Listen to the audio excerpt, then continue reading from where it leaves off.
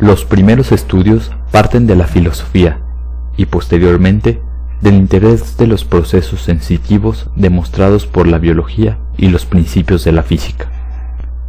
Dentro del campo de la filosofía, siendo esta madre de los demás conjuntos de conocimientos, han sido planteadas distintas cuestiones que el mismo hombre ha elaborado sobre él a lo largo de la historia. Es ahí donde encaja la psicología. La relación cuerpo-alma y el problema del conocimiento destacan entre estos planteamientos, formándose así las distintas corrientes del pensamiento. Empezando con Platón, que tenía una concepción dualista de la naturaleza humana, establecía que el cuerpo es una cárcel para el alma, y que esta última es distinta al cuerpo.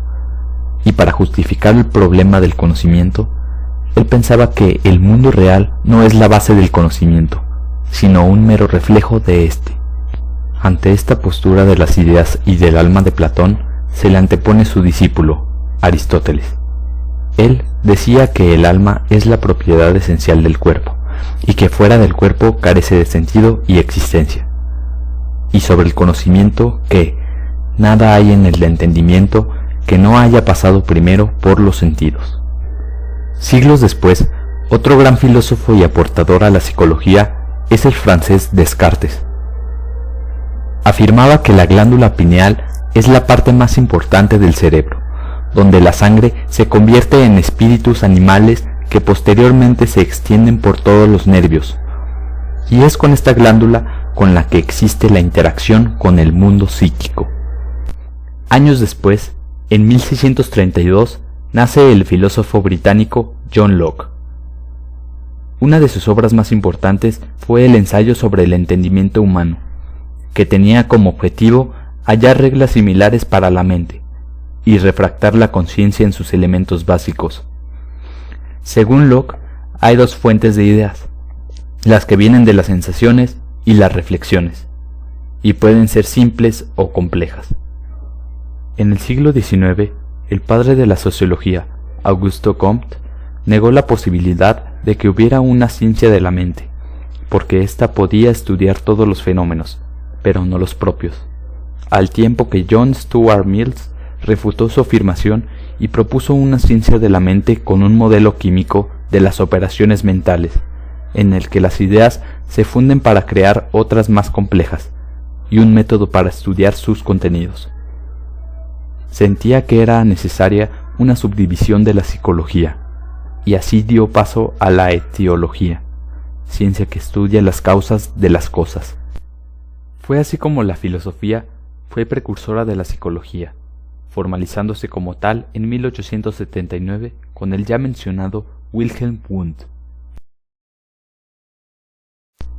Con el establecimiento de la psicología como ciencia, se desarrollaron distintas tendencias que fueron formando a la psicología actual. En 1892, uno de los más brillantes discípulos de Wundt, el psicólogo inglés Edward Titchener, emigró a Estados Unidos y se hizo cargo de un nuevo laboratorio de psicología experimental en la Universidad de Cornell. Allí dio a conocer las ideas de Wundt y se convirtió en el líder del movimiento conocido como estructuralismo. Los estructuralistas creían que los psicólogos debían estudiar la mente humana. Se orientaron hacia el análisis de los elementos de los fenómenos mentales, descubrieron las conexiones entre los diferentes elementos y las explicaron por medio de la localización de las estructuras correspondientes del sistema nervioso. El estructuralismo busca entender cómo está conformada la mente humana.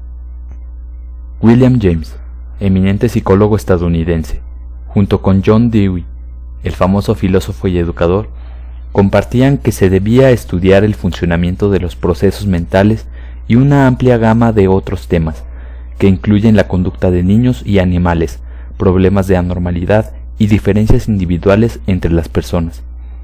Se debía disponer de libertad para utilizar los métodos de observación, tanto el introspectivo como el objetivo, y se debe aplicar la psicología a actividades prácticas, como la educación, la legislación y el comercio.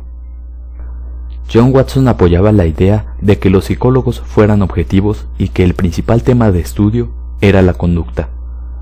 El objetivo era predecir, describir y controlar la conducta, entendiéndose a ésta como aquello que es observable. Considera el entorno como un conjunto de estímulos-respuesta. El conductismo es la base del condicionamiento. Mientras el conductismo florecía en Estados Unidos, la psicología de la Gestalt se desarrollaba en Alemania.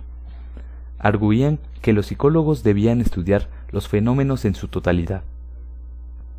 Max Wertheimer propuso que el fenómeno era el resultado de la organización del cerebro y del ojo humano, que percibe movimiento en ciertas condiciones de estimulación sensorial. Estudia cómo las personas reciben y captan objetos, como patrones totales.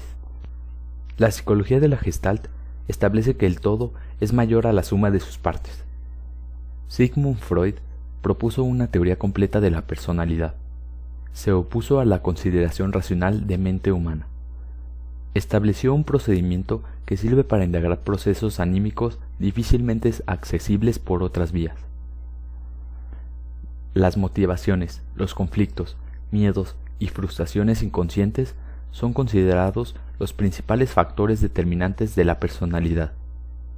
Se considera la niñez temprana como el periodo crítico donde se forma la personalidad.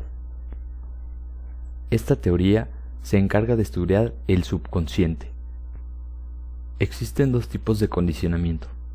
El condicionamiento clásico, cuyo mayor representante es Pavlov, establece que la conducta es un reflejo condicionado. El condicionamiento operante, por el contrario, por el representante Skinner, establece que la conducta es aprendida en función de sus consecuencias, pudiéndose emplear refuerzos positivos y negativos durante el comportamiento. Finalmente, el humanismo en Estados Unidos, finales de la década de los 60, aparece como el movimiento que considera que el hombre es autónomo y responsable de sus decisiones, que toma para su desarrollo personal. Sus mayores representantes son Maslow y Roger, el primero jerarquizando las necesidades del ser humano. El humanismo establece que los entornos son provocadores de las necesidades y que la personalidad humana posee libertad total de elección.